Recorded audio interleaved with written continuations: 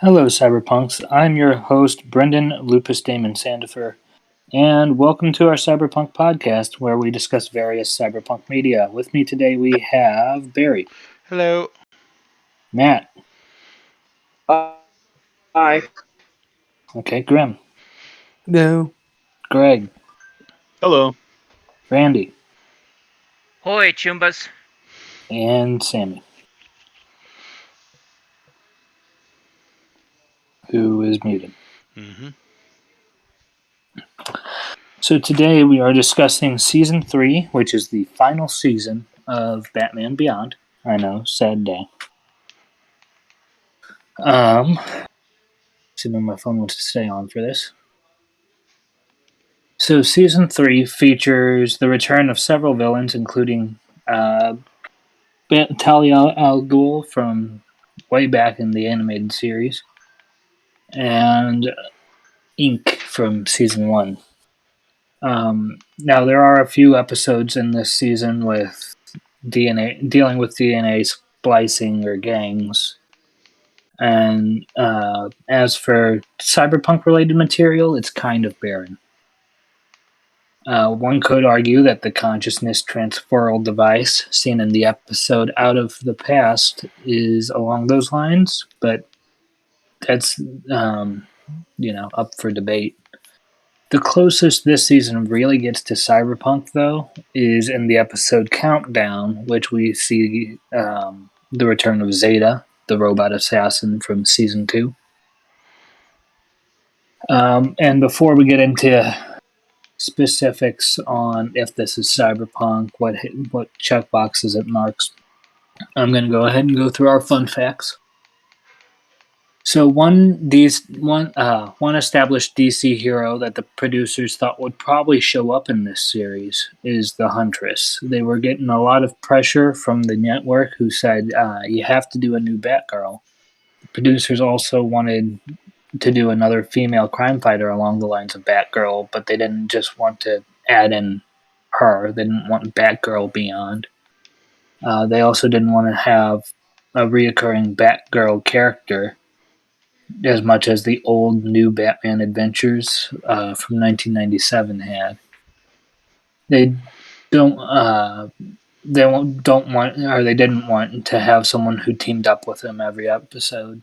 So they thought Huntress is an interesting character, and an updated version of the character would be a natural choice.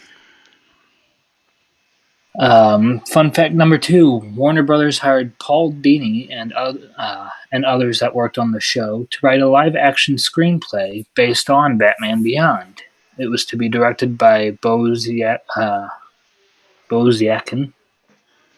I don't know if I pronounced that right or not. But eventually, Warner Brothers decided to go with Batman Year One to be directed by Darren Aronofsky. The Year One project failed, and Christopher Nolan took over, which resulted in Batman Begins. In the last episode of Season 3, the episode called Unmasked, it was originally scheduled to air on Kids WB on September 14th, but it was pulled after the terrorist attacks of the on the United States of September 11th, 2001. Instead, it ended up premiering on Cartoon Network. Fun fact number 4: Fingers the Gorilla from Batman Beyond Speak No Evil is a subtle nod to Gorilla City of DC Comics. Specifically, I would imagine it's a subtle nod to Gorilla Grodd. Number 5: Paul Dini has stated that the primary reason the show was made was to sell toys. Of course. So Terry shares the same name as British-American producer and entrepreneur Terry McGinnis, who he is named after.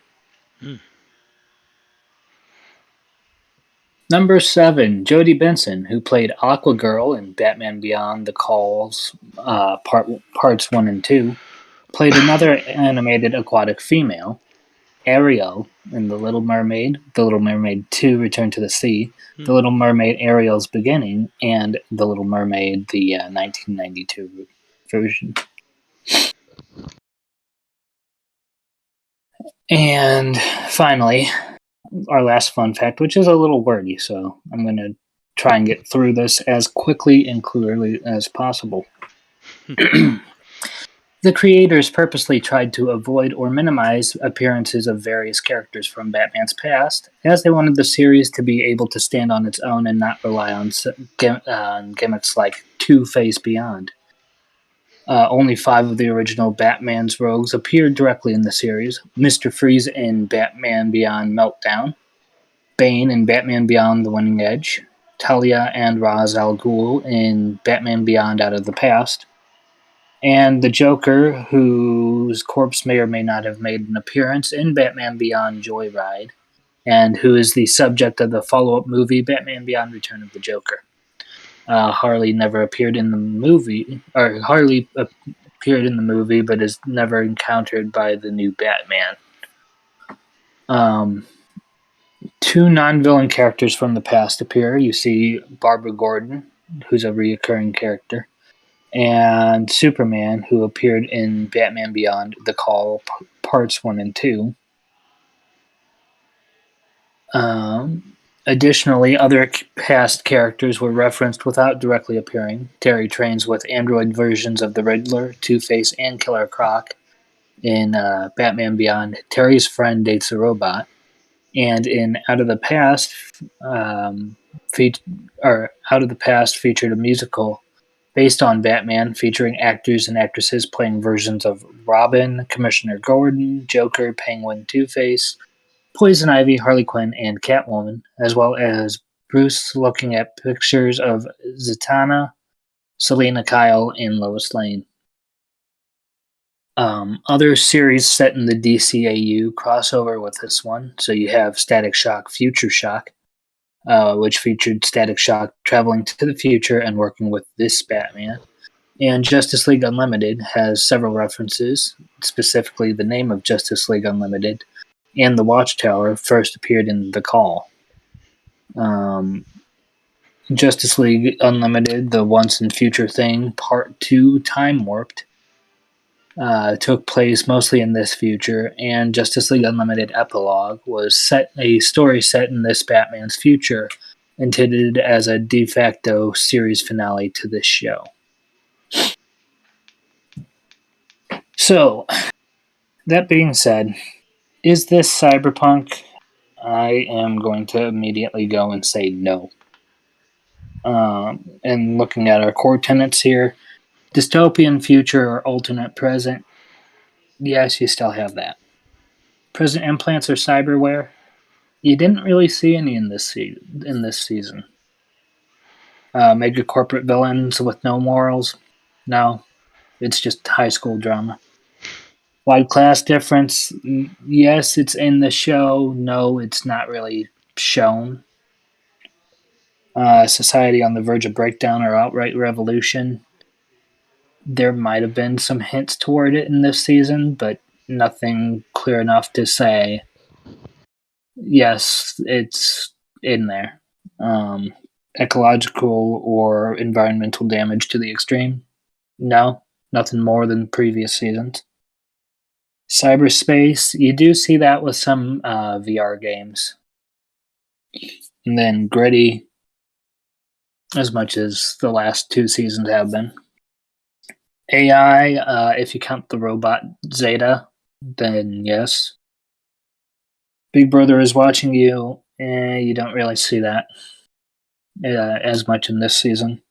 High-tech society, alright, I'll give you that one.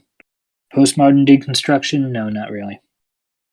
Transhumanism, if you count the DNA splicing through some of these episodes as transhumanism, you could call it as a yes. Otherwise, no, not really. and neo-noir or tech-noir style no more than the other seasons. So with that, I'm willing to say no, not Cyberpunk.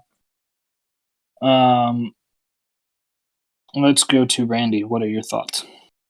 Well, at this point, I think the mentality around the time this season was coming out is that Cyberpunk was passé. It was so 90s. So they wanted to step away from it and go towards the more traditional comic book roles. So while it is Cyberpunk, it's downplayed because they can't completely remove it from the genre, but they downplayed it as much as possible. And honestly, that's probably one of the reasons the show got canceled.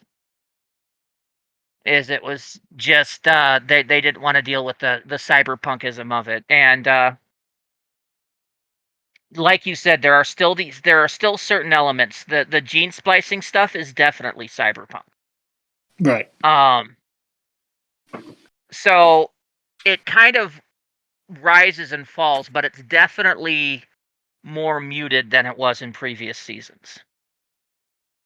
And the world that they're living in becomes a lot less dystopian. I also noticed. Yeah. So it's they're just doing their best to kind of backpedal away from the cyberpunk at this point, because I think the mentality at Warner Brothers was that cyberpunk had run its course.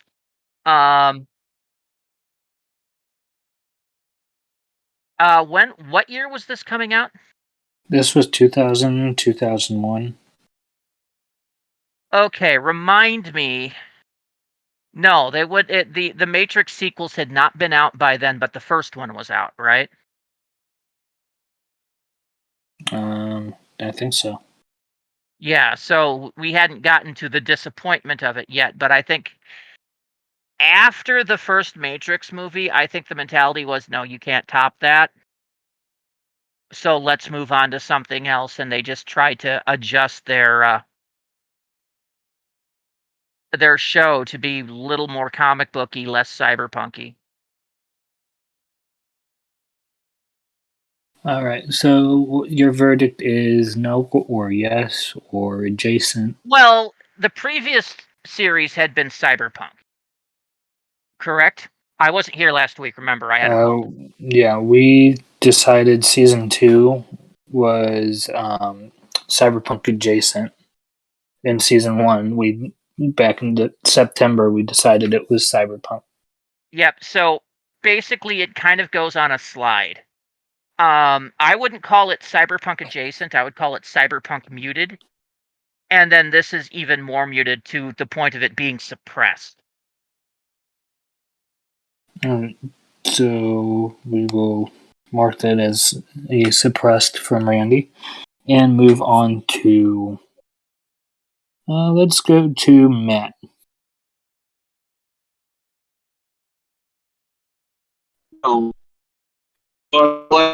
That only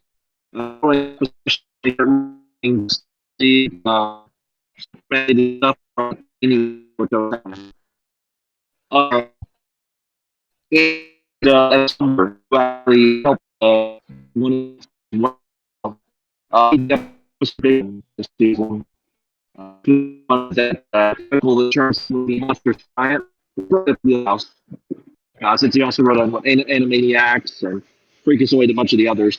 So definitely that kind of thing. But as you might expect from that, it went more towards the superheroic and less towards cyberpunk. So the only thing I understood, I don't know about anyone else, I didn't understand anything before Animaniacs was said. Right. It was all robot-y. The Sorry, first dude. part of it was robot-y, but we got after a certain point, and before you said Animaniacs. Paul Dini wrote Justice League episodes, Batman the Animated Series episodes, Superman the Animated Series episodes, also wrote episodes of this.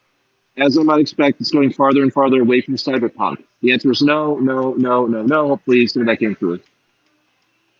Okay. So Matt says no. Okay, heard it that time.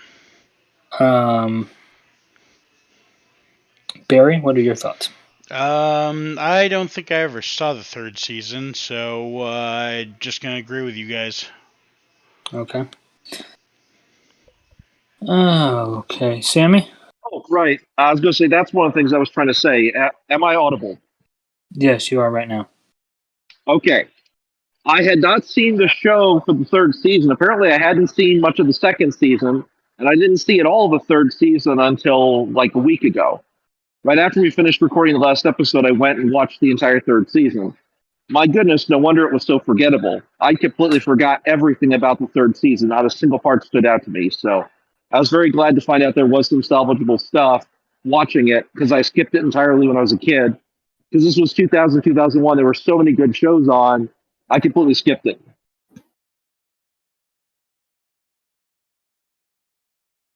All right. Sammy? Again, I don't remember much of season 3. In fact, I barely remember it at all. So,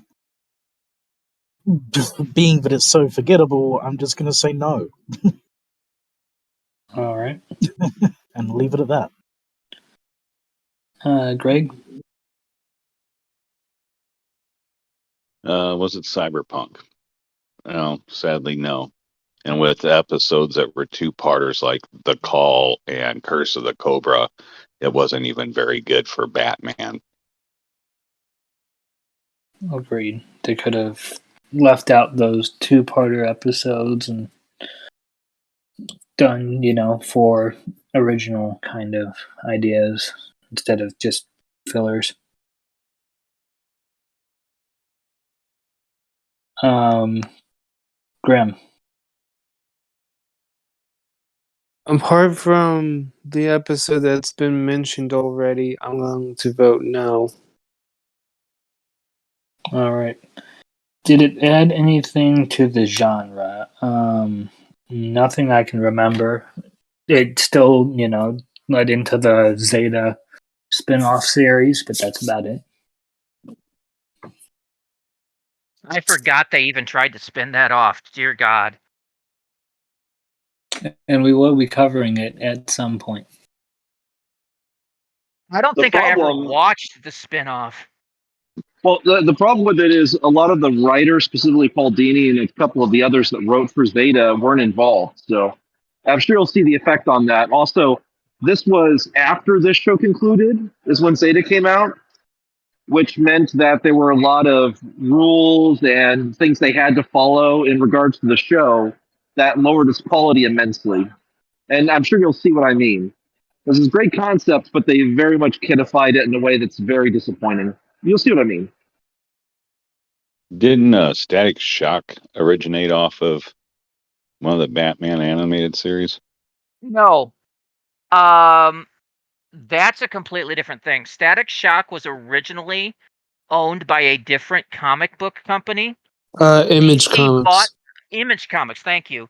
DC bought the comic and then ran the show, but they were keeping Image in their separate universe until about halfway through Static Shock when they decided to fold it into the regular DC universe. So it started as its own independent thing and then became part of, which is really weird if you ever watch that show, because if you're watching the first season, they're talking about collecting comics that have like Batman and Superman in them, and they're talking about them as if they're fictional characters. And by the end of the series, they're hanging out with Batman and Superman. Yeah. Nothing like bad editing. Well, it's just nothing like suddenly having your continuity just core dropped into another continuity. Yeah. Nothing like getting into Venom 2'd. So, I want to correct something that Randy said. Image Comics is not actually owned by DC. What happened was Image Comics is one of the very few comic companies where the owners of, or where the people who create the comics actually own the rights to those characters and their comics. And then that person moved to DC and brought Khzhak with them. And in doing so, DC got the rights to Static. Okay, so correction there, but I knew something like that happened, and it was about the time that comic book companies were eating each other, like, all the time. Absolutely. Right. This happened to Jim Lee also. He made Your robot again. and Marvel comics. And DC was originally DC comics. And Brian and Jim Lee reviewed DC work. He sounds like the robot from the Orville having a meltdown. That's Discord for you. Yeah. Personally think it sounds like a Cyberman from Doctor Who after somebody's damaged it. Especially in the 80s. Not to make fun of you, Matt. Guys, just fine, but for some reason I sound robotic and I have no idea why. We're not making fun of you. We're making fun of your connection. We're making fun of Discord is what we're making fun of. Yeah, it's weird because I got full bars here. Matt? I don't think so. I think it's through Sprint. No, that would answer. Just as bad. Just as bad. Just as bad. Mm-hmm. But usually it's not an issue, so I don't know what's going on. It's just me off. Matt is at work till 9. Yeah, and you're also in a big building made of glass and steel. Yeah. And yeah, for it's anyone, a giant metal antenna blocker, basically. Right. Yep. And for anyone wondering, it is currently 6:24 at Matt's time. Yes, I'm still at work another 2.5 hours. So yeah. And at the time of recording, this happens to be Black Friday. Yeah. Yes. So that may also be part of it. I bet everyone's using their phone, so it's also kind of using up the signal strength. Speaking of which, tell the guy next to you playing app games to knock it off. If you guys, are looking for a good Cyberpunk pick up, Blade Runner or some Cyberpunk media you haven't, this weekend, if you're listening to this when it comes out. Or even if you're listening to it in 2030. Right. Especially if you're listening to it in 2030. Yeah. Cyberpunk only ages well, I promise. Yeah. Like the a older fine stuff, wine. The older stuff gets kind of campy, but it's kind of fun. Yeah. Hence, Escape from New York a few weeks ago. And Max Headroom. I watched Mad Max, like the first movie. Logan's Run. We'll be talking about Mad Max in a few weeks, Sammy. I know, but it surprised me because I haven't seen it in years, and when I watched it, I'm like, oh my god. It is so different from the sequels, so different. I have definite opinions about Mad Max, which I will not get into because tonight's episode is not about it. Correct. Yeah, we talked about it a couple weeks back anyway. So if you guys want to, share your opinion on if this was Cyberpunk or if it added anything to the genre, please do so in those comments below. You can go ahead while you're down there, click that subscribe button, ring the bell for notifications for whenever we post a video, which is every Saturday at noon Central Time, which can vary a couple hours if you're in the U.S. Red is bad, blue is hours. good. Make the subscribe button not red and make the like button blue. Yes. Do click a like button if you like the video, if you didn't like the video, or if you just don't really care and you made it to this point because you needed something to do. And if you didn't like the video, the dislike button is about to go away, so tough. I was going to say, it's already pretty much gone away. Yeah. Unless you're a bigger YouTuber, that dislike button's gone. But if you want to leave a comment down below telling YouTube to fix it, feel free. We will read them. If you have any other ideas for media we haven't covered yet, down in the comments as well. So, with that being said, Barry, where can we find you? You can find me at KHZHAK on YouTube, Twitch, and Twitter. Look at the related content. I don't make much myself. And my pinned tweet is NSFW, although most of the stuff I like and retweet is not NSFW.